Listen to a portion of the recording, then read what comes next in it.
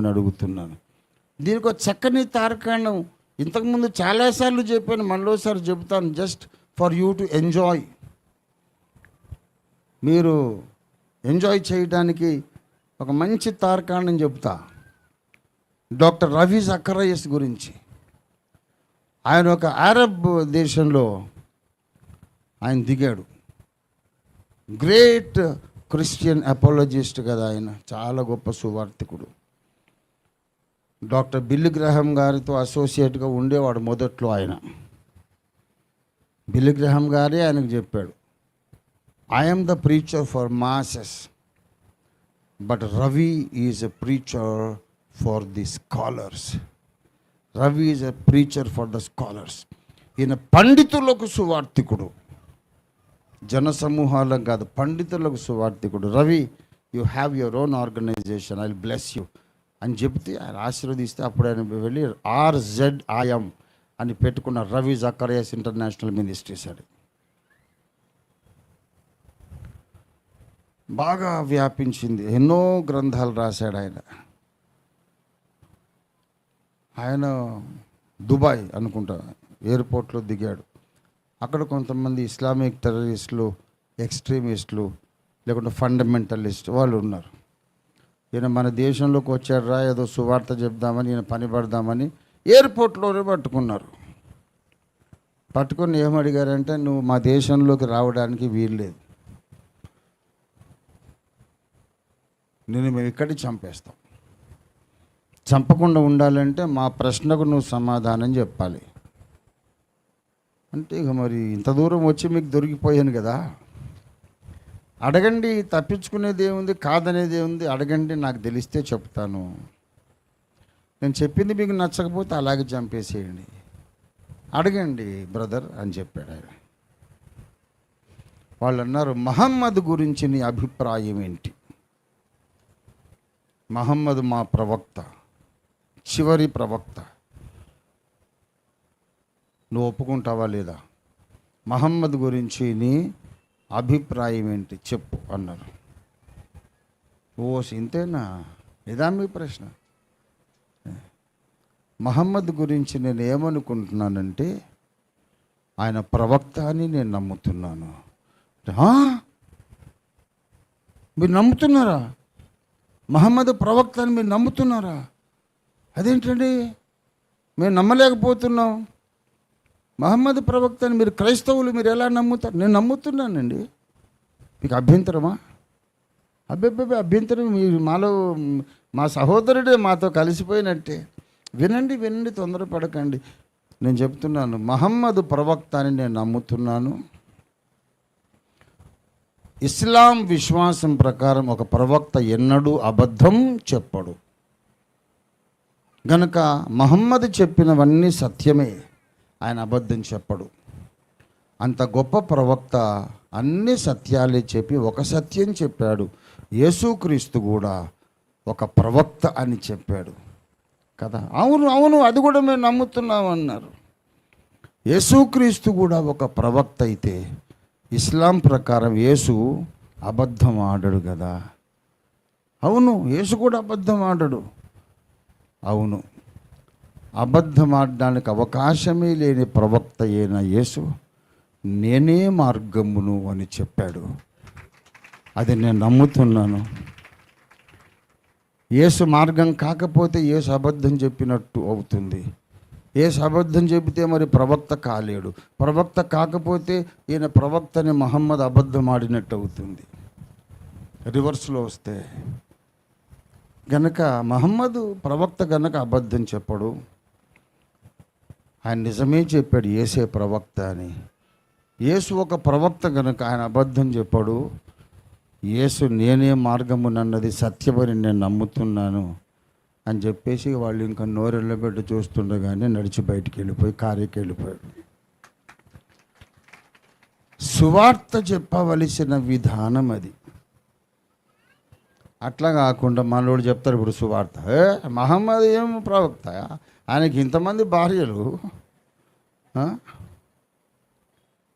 ఆఖరికి 10 ఏళ్ళ పిల్లని చేసుకున్నాడు, ఆయన ఏం ఇది ఈ తిక్కలోళ్ళు చేసే సువార్త. మహామేధావులు మహానుభావుల దగ్గర విద్య నేర్చుకున్నవాడు రంజిత్ ఓఫియర్. వీళ్ళకి చదువు రాదు, ఆలు రాదు, కానీ స్కూల్ పెట్టేశారు. సరిగ్గా చదువు నేర్చుకున్నాక బడి పెట్టండి రా బాబు, మీకు సువార్త రాదు, మీరు ఓనమాలు రాదు మీకు అంటే మహమ్మద్ ప్రవక్త వ్యక్తిగత జీవితము, ఆయనలో ఇన్ని లోపాలు, ఆయనకి ఇన్ని పెళ్ళిళ్ళు అని మీకు తెలిసింది తెలియంది, అన్ని దూషణ మాటలు మాట్లాడితే అరే అవును సార్, అయితే ఇప్పటి నుంచి మేము యేసయ్యను నమ్ముకుంటాం, మాకు బాప్తిసం ఏమైనా వస్తాడా? అనవసరంగా రెచ్చగొడుతున్నావు. ముస్లింల గురించి మాట్లాడి వాళ్ళని రెచ్చగొడుతీవి, హిందూ దేవతలను దూషించి వాళ్ళని రెచ్చగొడుతీవి. ముందే ద్వేషం పెట్టుకున్న వాళ్ళకి ఇవన్నీ ఒక మంచి ఆధారాలుగా తయారైంది. అందుకు 300 మంది పాస్టర్ల లిస్టు తయారైంది. సువార్త చెబుతున్నాం అనుకుంటూనే దేవుని సంఘానికి ఈ బుద్ధిహీనులు డ్యామేజ్ చేస్తున్నారు. అలాంటి పద్ధతి మానుకోండి. సువార్త ఎలా చెప్పాలో సువార్థికులందరికీ నేర్పించడానికి దేవుడు కట్టిన సంఘమే ఓఫిర్ మినిస్ట్రీస్ ఇంటర్నేషనల్.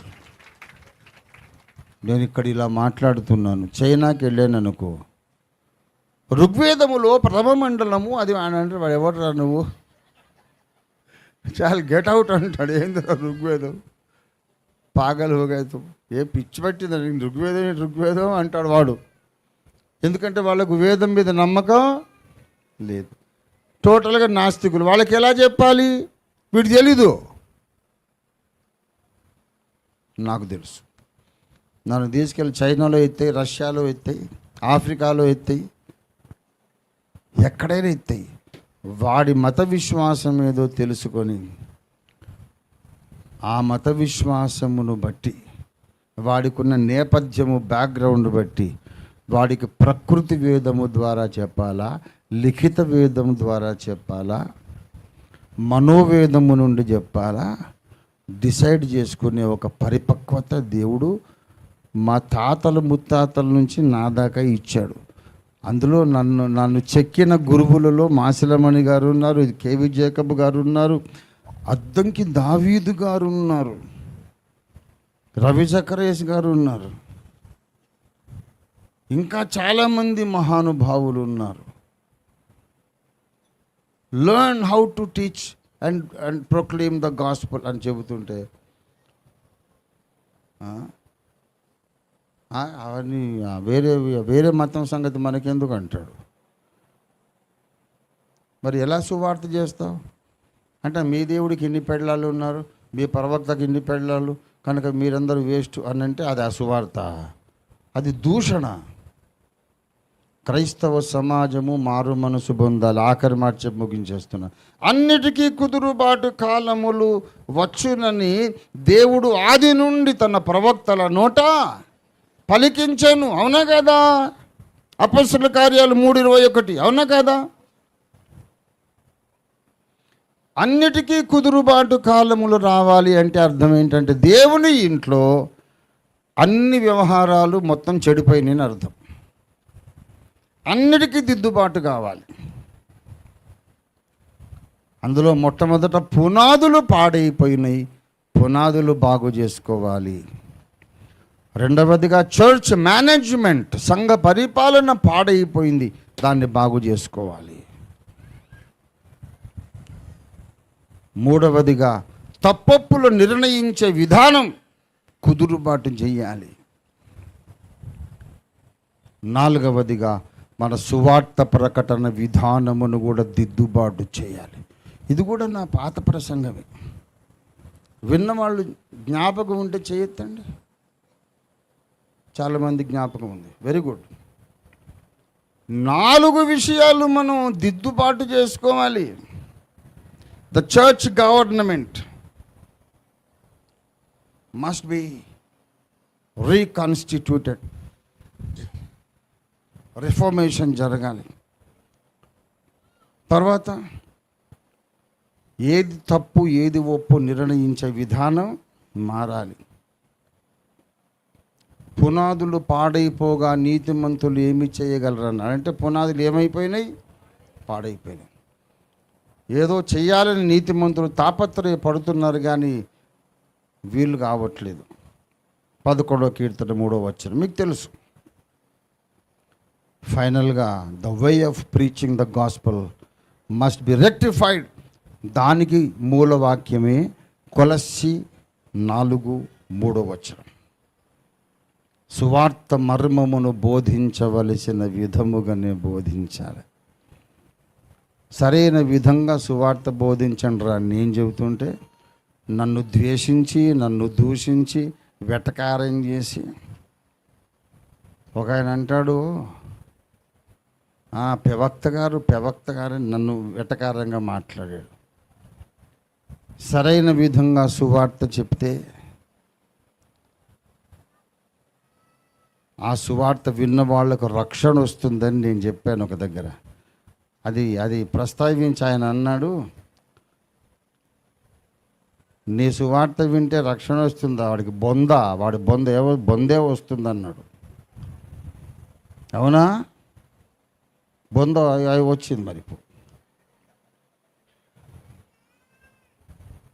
ఇప్పుడు తెలుసుకొని ఉంటాడు. అట్లా ప్రవక్త అని అనొద్దు, ప్రవక్త అనాలి అనే సంగతి ఇప్పుడు అర్థమైంది అయిపోయిన తర్వాత.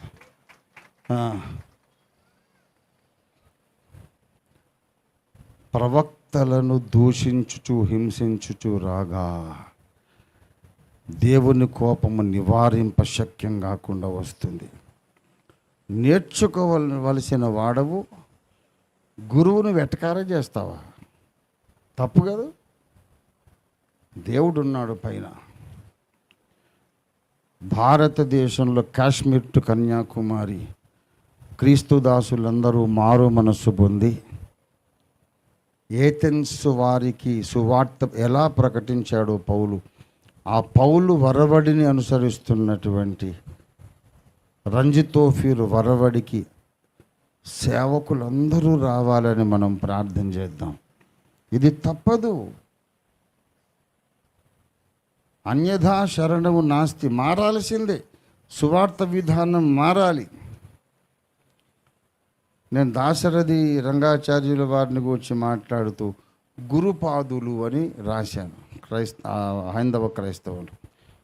దాశరథి రంగాచార్యుల వారిని గురుపాదులు ఎలాగంటాడు ఈయన? అంటే అవతల గౌరవంగా సంబోధించినా తప్పేనట. ఆయన వయస్సును గౌరవిస్తాను. ఆయన దగ్గర నేను ఎంతో నేర్చుకున్నాను, భాష నేర్చుకున్నాను, లాజిక్ నేర్చుకున్నాను.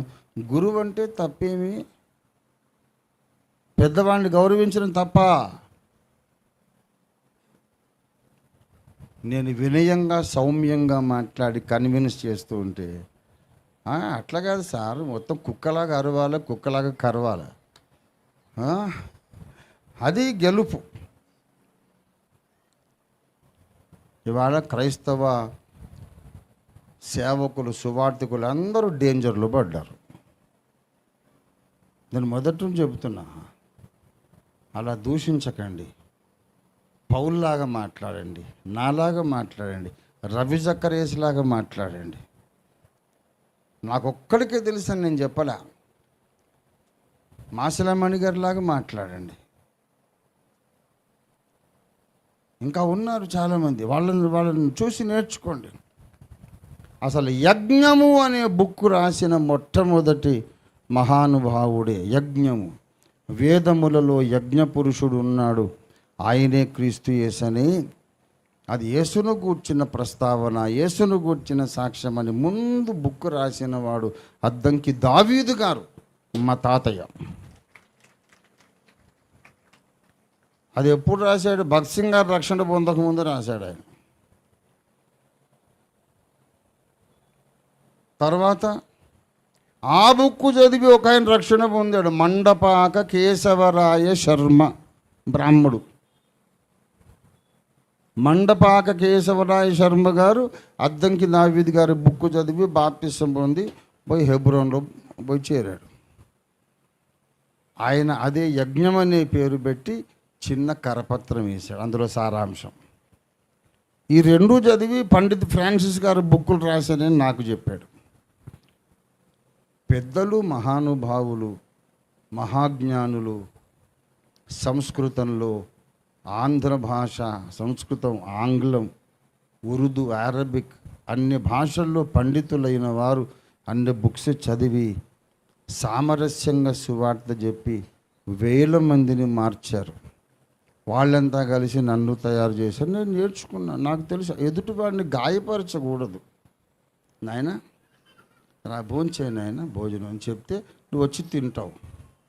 అంతేగాని పంచభక్ష పరమాన్నాలు పెట్టి ఒరే రారా తిండిపోతా, కావలసిందంత పెట్టాను బాగా మెక్కి సావు, ఆ మెక్కు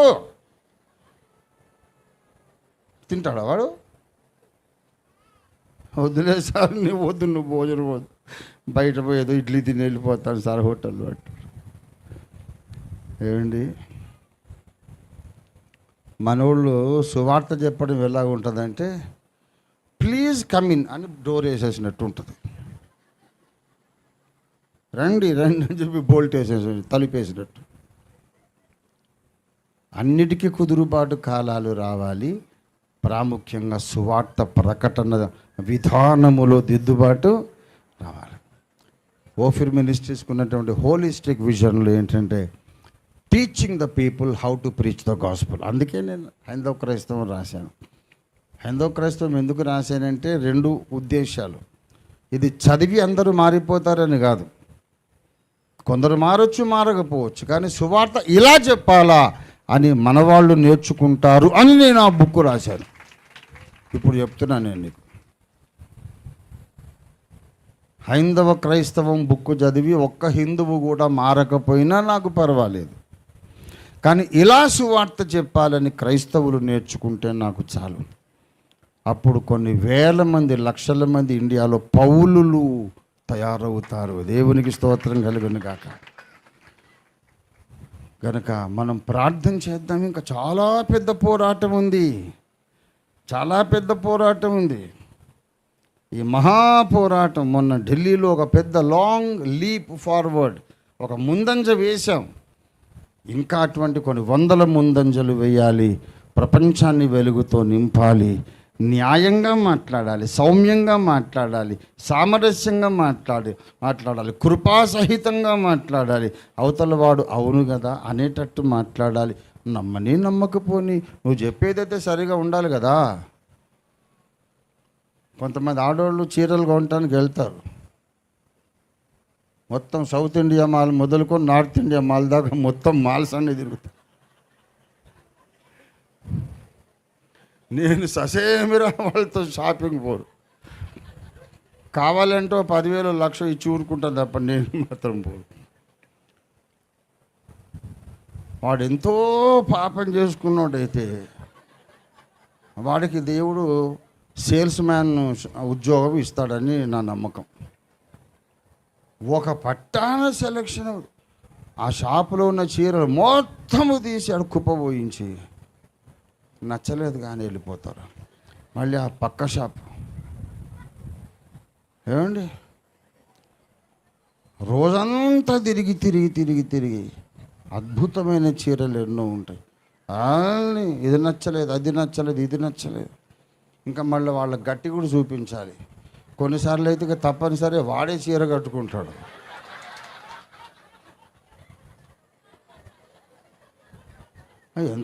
ఎంత పాపం చేసి ఉంటేనో వాడికి సేల్స్ బాయ్ ఉద్యోగం వస్తుంది. వాడు చీరలు కట్టుకోవడం ఏంటి వాడు?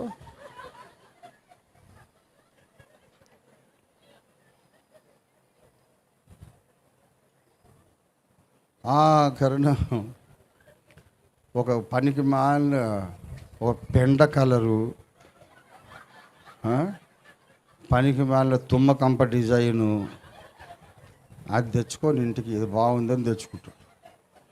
తెచ్చుకోగానే ఇంటికి వచ్చిన తర్వాత అది నచ్చదు.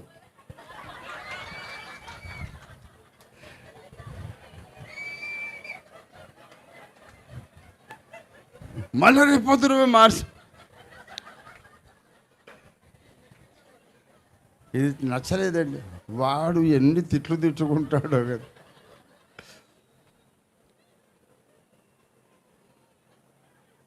అలాగా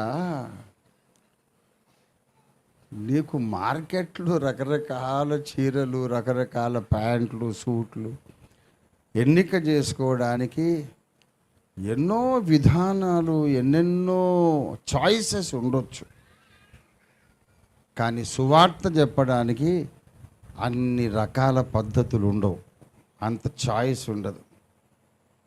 ఒక్కటే ఒక్క మార్గం, అది పౌలు మార్గం. ఏథెన్సు పట్టణంలో సువార్త చెప్పిన మార్గం. ఆ ఒకే ఒక్క మార్గంలో నేనున్నాను, అందరూ ఉండాలి చచ్చినట్టు.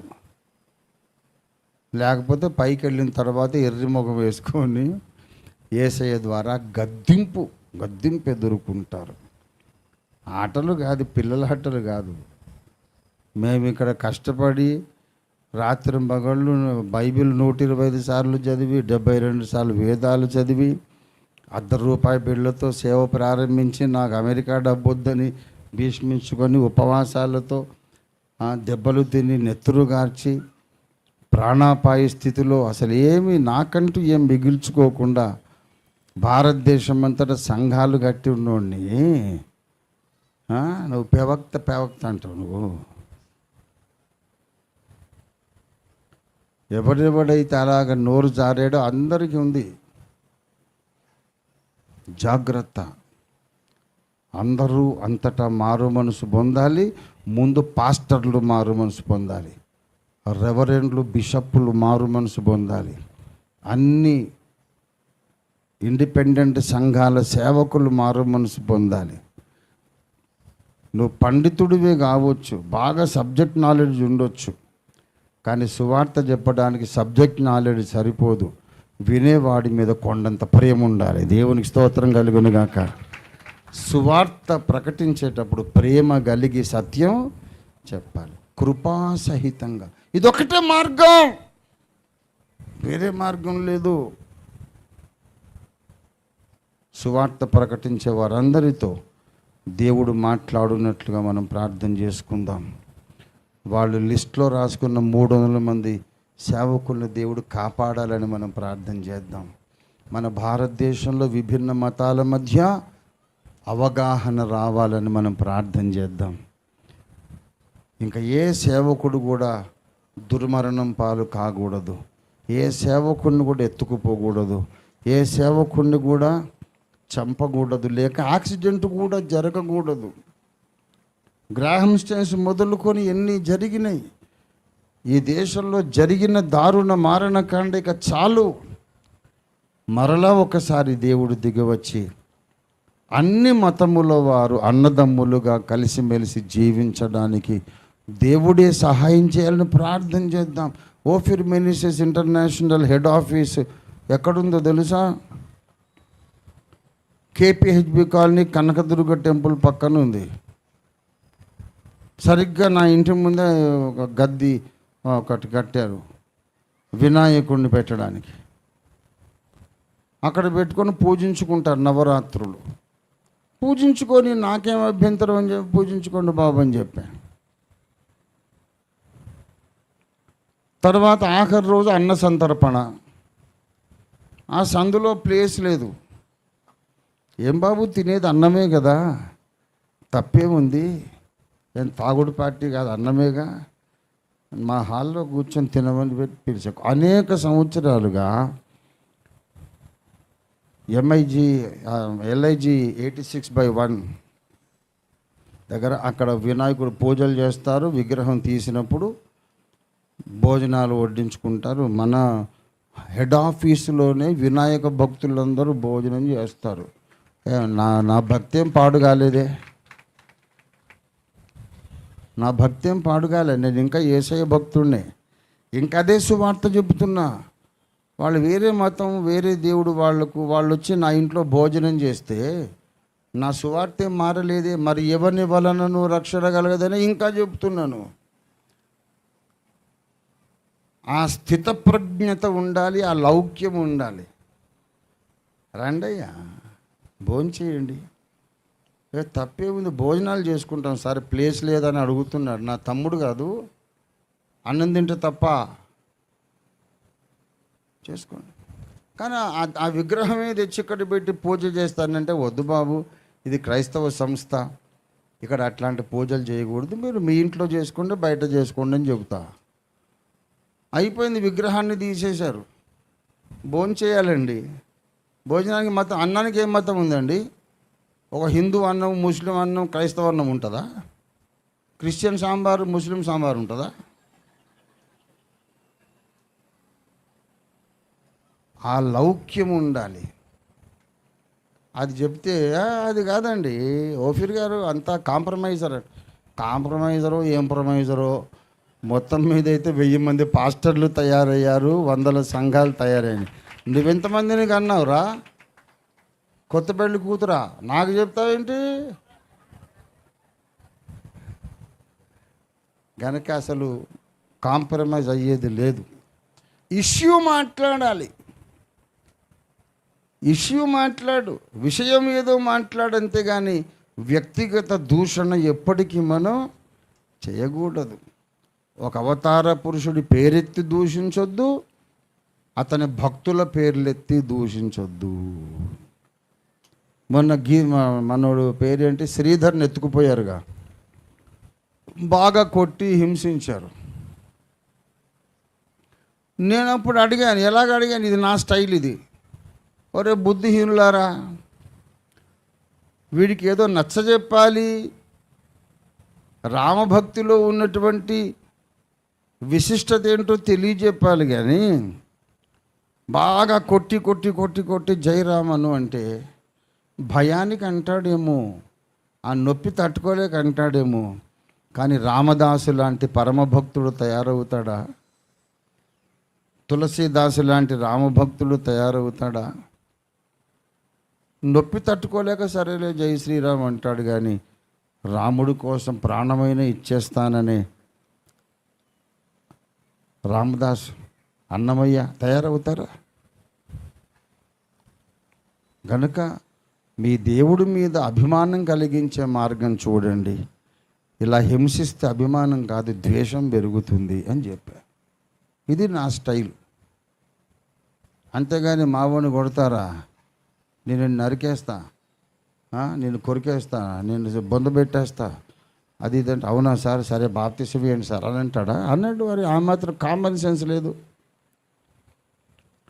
సమాజంలో విభేదాలు పెంచొద్దు, సామరస్యాన్ని పెంచాలి, ప్రేమను పెంచాలి, ఐక్యతను పెంచాలి, స్నేహపూర్వక వాతావరణాన్ని పెంచాలి. అన్నయ్య తమ్ముడు అనుకునేటట్టు ఉండాలి. నీ మతం నీ మతమే, నీ హృదయంలో యేసయ్య ఉంటాడు, ఇంకెవరు ఉండడు. కానీ మాట్లాడేటప్పుడు కృపాసహితముగా మాట్లాడాలి. దేవునికి స్తోత్రం కలుగును గాక. రుచిగా మాట్లాడాలి. ఈ తెలివితేటలు భారతదేశ సువార్థికులందరికీ రావాలి. రుచిగా మాట్లాడలేదు రవి జకరేష్ గారు దుబాయ్లో. ఎంత రుచిగా ఉందా మాట. ఆ తెలివి నేర్చుకుంటారా అనంటేను మహమ్మద్ కూర్చుని ఏమనుకో ఇంకేమనుకుంటాం, ఆయన అసలు బ్రతికే సరిగా లేదు అనేస్తాడు వీడు, నరికేయుడు. మరి మా దేశంలోకి వచ్చి మా ప్రవక్తను అవమానిస్తావా? ఏక్ మార్ దో టుకడా, అంతే. అలాగనొద్దు, తప్పు.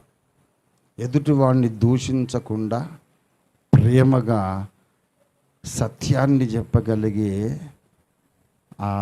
ఏమంటారు చాకచక్యము, ఆ యొక్క నేర్పరితనం క్రైస్తవ సేవకులందరికీ భారతదేశంలో ప్రత్యేకంగా రావాలనేది నా 45 ఏళ్ల ప్రార్థనే కాదు, నేను ఆచరించి చూపించాను. నాలాగా చేయండి రా అంటే, నీలాగా ఎందుకు చేస్తావు, నీకు పెద్ద గుడి లేదుగా.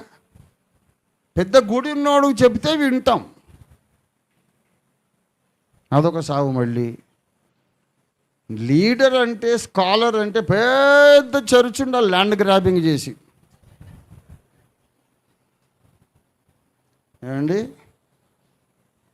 భూమి దురాక్రమణ చేసి పెద్ద ఊరంతా చర్చ్ కడితే అప్పుడు నీ మాట మేము వింటాం. నువ్వు గుడిసె కింద ఉంటే ఎవడు వింటాడు? ఇంత దౌర్భాగ్యులు తయారయ్యారు క్రైస్తవులు. సర్వోన్నతుడు హస్తకృతాలయములలో నివసింపడని మూలపాఠమే నేర్చుకోలేదు. ఇవాళ యేసు ప్రభు వారు దూషించబడుతున్నాడంటే క్రైస్తవులే కారణం. ద్వేషించబడుతున్నాడంటే క్రైస్తవులు కారణం. మిమ్మును బట్టే కదా నా నామము అన్యజనుల మధ్య దూషించబడుతున్నారు. ఇది రోమా 2వ అధ్యాయంలోనే ఉందన్నమాట. మిమ్మును బట్టే కదా. క్రైస్తవులారా, మారు మనసు పొందండి. ఇంతకంటే ఏం చెప్పలేను, చెప్పాల్సిన అవసరం లేదు. మనము అందరి కొరకు ప్రార్థన చేస్తూ ముగించుకుందాం. రండి ప్రియులారా, రండి ప్రార్థన చేసుకుందాం. దేవానికి స్తోత్రం, స్తోత్రం, స్తోత్రం.